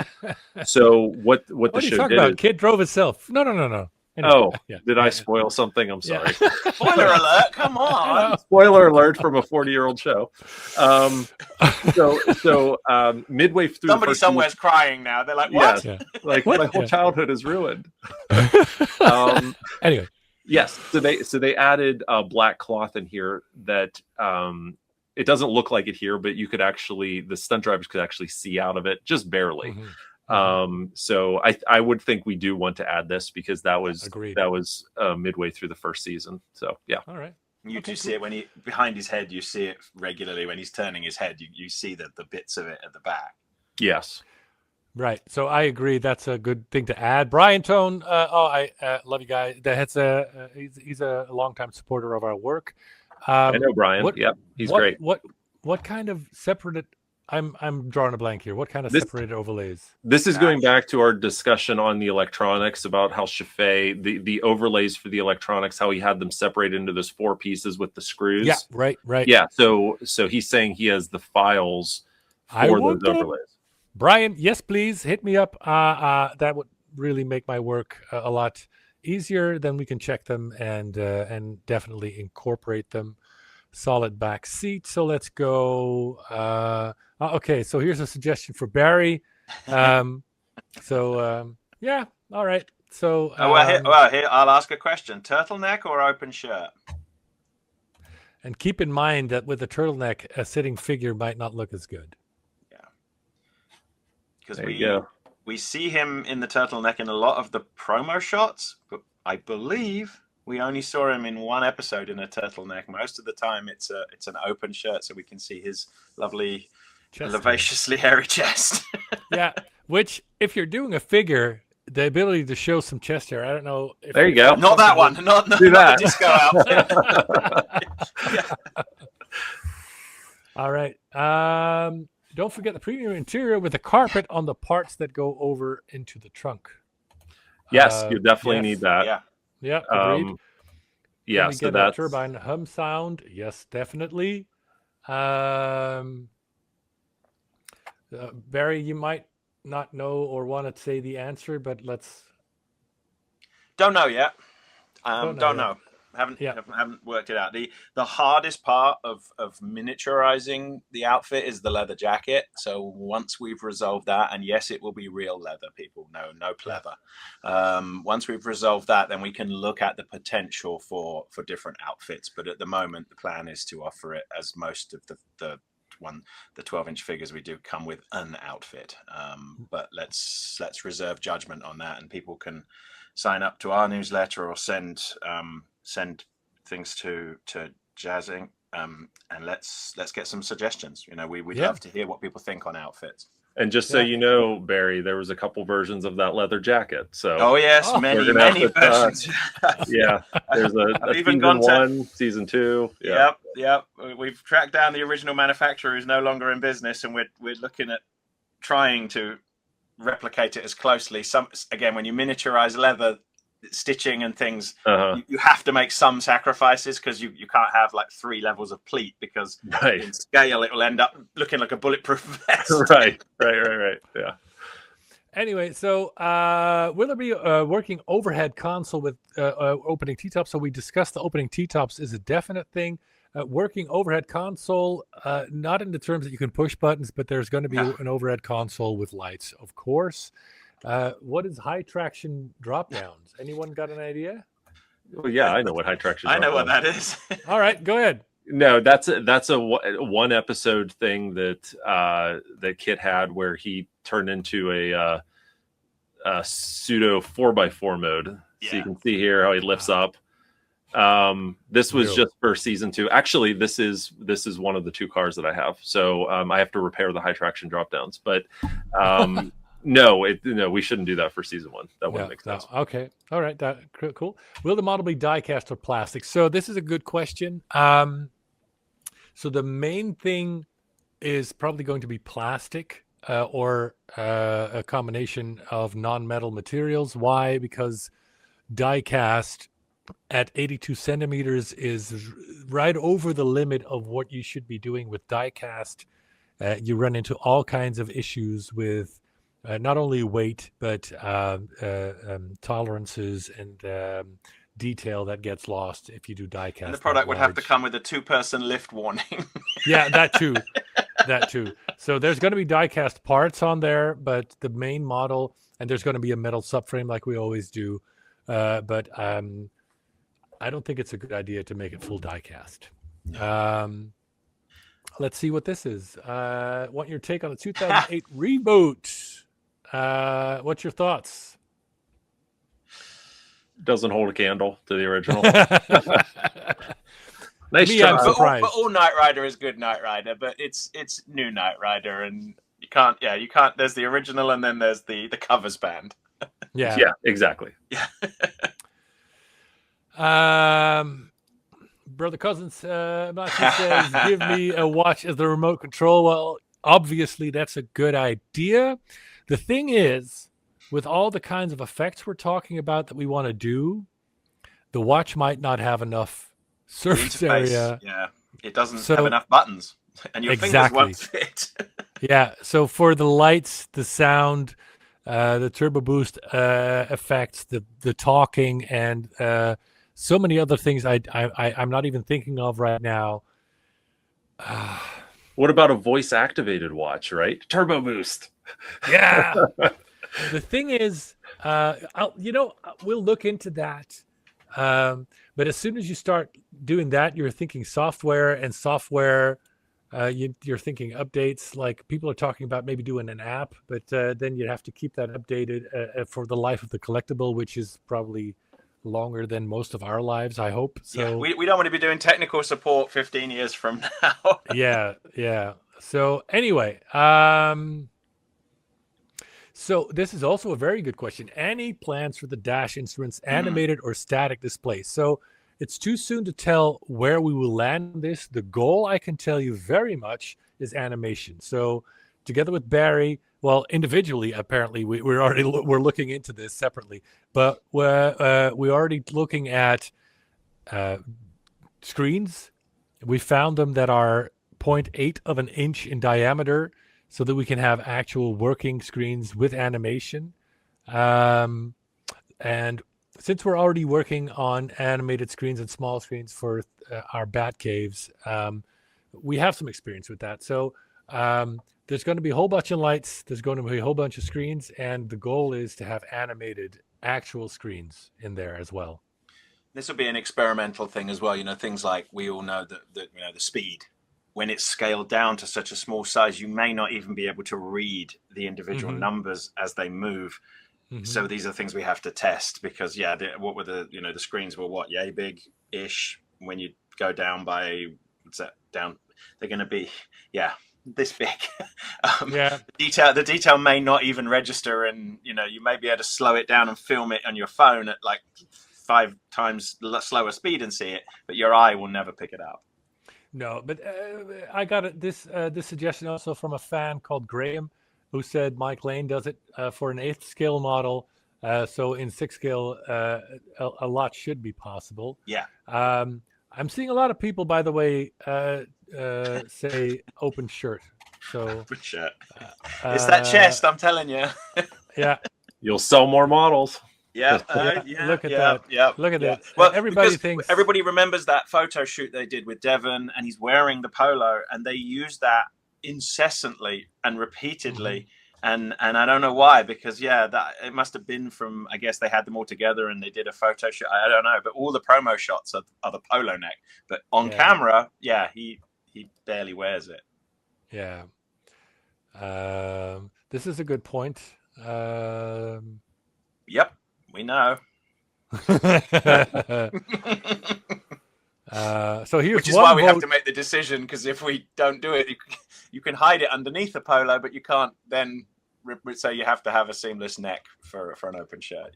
Yeah, exactly. This was a pretty common look for season one. Yeah, something like that. It's interesting how he moves from very much Western wear, and I call it the Miami Vice effect. He starts at the beginning in very much kind of cowboy Western. He's in plaid for a large number of first season episodes. And then as we get into season 2 and 3 and as Miami Vice, he definitely goes back to that disco jacket with nothing underneath, and it moves way more towards Miami Vice. Absolutely. And the best thing I noticed, this is just stupid aside, but the shoes, if you sit back and watch the episodes and see how many times Michael changes his shoes, it's quite fascinating. You don't notice, but 90% of the time he was driving the car, he wore sneakers. Oh. But then he gets out, so you'll see a shot, he'll get out of the car and he'll be wearing boots. He'll chase a guy, he's wearing boots. He gets back to the car, and then when he gets back out again, he's wearing sneakers. So he must have switched his shoes like 3 times. Yep, you're absolutely right. Because who wants to run in boots? I mean, it's not fun. I have a couple of the original belt buckles we'll talk about. Yeah, we're having the belt buckle, even though that did disappear in latter seasons. You've got to have that K belt buckle. That's That's well, especially since now we're focusing on season 1, the figure. Yes. You know? Yeah. No plaid shirts, probably not. No, exactly. So any idea of the rough dimensions? Yes, 82 centimeters in length, and then whatever comes out of the scan with the rest of it. Boom, boom, boom. Spikes on the tires. Yeah. That was a season 4 thing. Yeah, that's it. This is a good question. The paint finish, is that like a regular black or metallic finish? Neither. It should be glossy metallic. I'm sorry, glossy black. There's no metallic in the paint, and it shouldn't be flat. So it should be glossy black. I'm assuming he didn't mean flat black, but like gloss black versus metallic black. So so no metallic paint. Good, Gwen. Yeah, but the interior, like the dashboard and the consoles, would be a satin on the inside. So yeah. Oh, here you go. Let's have a little shout out to the poor guy whose job it was to keep that car clean and polished for every shot. Oh yeah, it must have been literally every 20 seconds. It must have been dusting that thing down. Yeah. Oh yeah, you have no idea. There's guys that all they did was just like polish that car. Yeah. It must have been literally non-stop. Yeah. This is also cool. A cool idea. Maybe get that display as the basis for the remote control. That might be a cool idea. This is a good question that Barry might have to look into.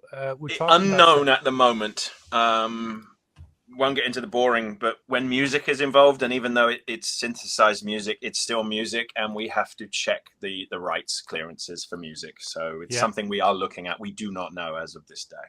Yeah. There's a guy polishing the car. Yep. See, I have it all. I have it all, Barry. Are you gonna make a figure of that, Barry? That guy down. Yeah, we need to scan his face. Knight Rider Valet. Yeah. Jazzing quality, KR historian's accuracy. That is the dream project, and that is exactly what I thought. He had 3 different license plates that flipped around. Is that also in season 1, Joe? No, that was a 1 episode thing in season 2, and it was just 2 license plates. It was Knight, and then KNI 667 was the other version of it. And it does have a license plate frame. It isn't like a James Bond one. It is a standard like bolt-on frame, correct?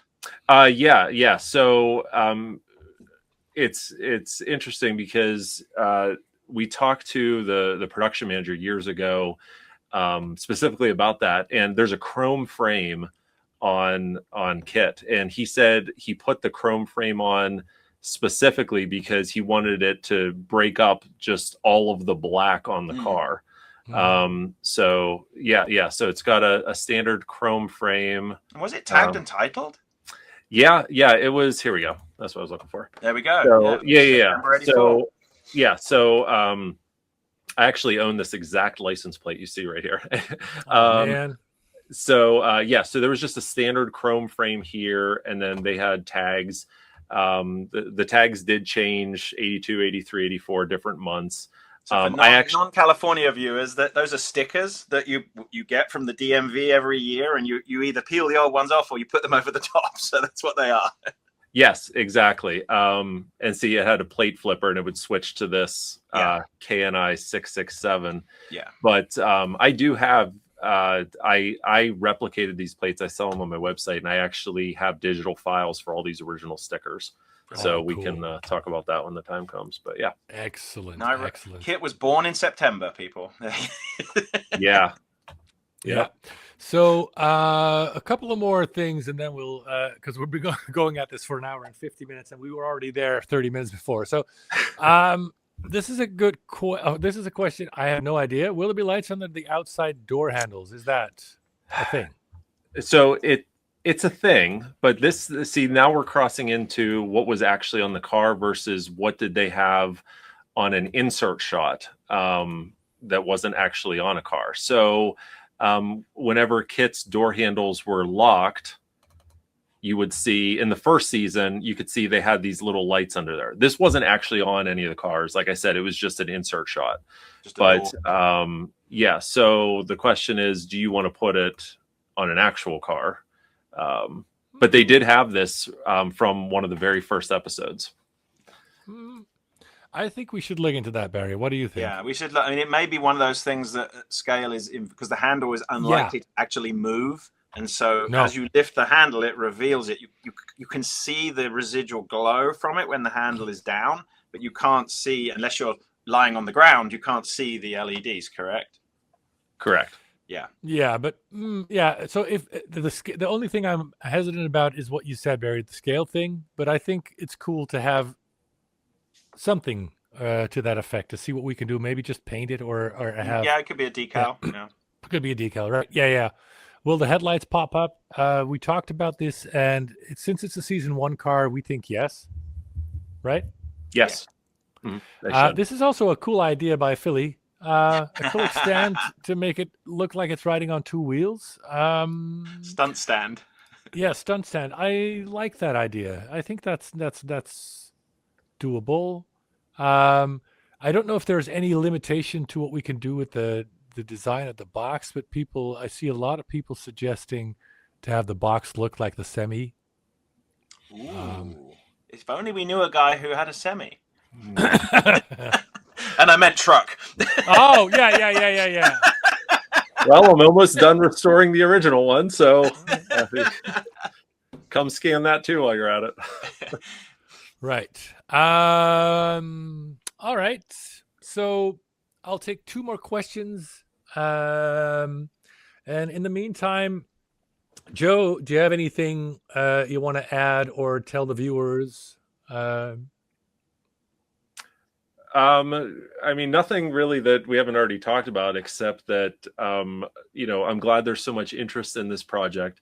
Yes. I'm very happy that you guys reached out to me, and I just wanted to reiterate that I hope that that for those of you guys who know me will realize that, accuracy is of extreme importance to me, and working with these guys, I'm hoping that we can deliver you an absolutely amazing model that's really detailed in every single aspect. Yeah, well, that's what we're going for. From the experts we worked with before, they said we did make the most accurate of any scale of the 66 stuff we done. I hope you'll give us that same seal of approval at the end. That's I'm confident I will. Yes, it'll be great to see the model sitting on the floor next to the real thing. Oh yeah. We'll do. That's one of those like lifetime achievement goals there. Absolutely. Yeah. I was going to say parked on the roof, but we won't do that. No. So, like I said, I'm going to take 2 or 3 more questions. I assume this should have the original logo, right? Yeah. It'll have. You'll definitely want to have that original logo on the steering wheel. This one is what they're talking about. Yeah. So, but there's an additional hole that sometimes you see, sometimes you don't. What do you want to do with that? Yeah, so I think you're gonna want to cover that hole. I don't think you're gonna want that, because what it was is, if we go back to here, so this is Michael Chaffee's original design. So Right. this steering wheel does have that mounting hole here, but what Chaffee did is, this is actually a piece of styrene that he put on here that covers. It's a piece of styrene the whole way across here, up here, and he put this Night 2000 logo. And what happened was, when Universal took the car apart, made the copies, that styrene piece, because it was just real flimsy, it never made it back on the car. So then you could see the hole behind it. Yeah. So I think this is what you're going to want to go for right here, this smooth look. Otherwise, the hole is the boss for attaching the steering wheel to the column. Yeah. And the yoke, let's be clear, it's not a steering wheel, it's a yoke. Another thing that they did before anybody else. That's right. Yeah. How is it to drive with a yoke? Is it weird?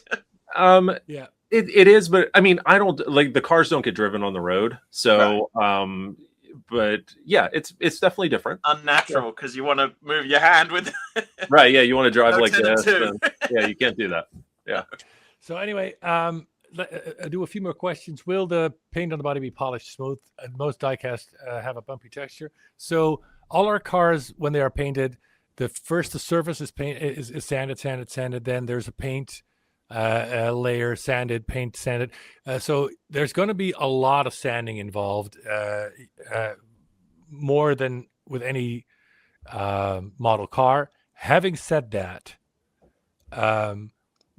there is no 100% smoothness possible. So one of the videos I studied on the Knight Rider, people making models were talking about $12,000 paint jobs to get that kind of thing to be, like show quality smooth.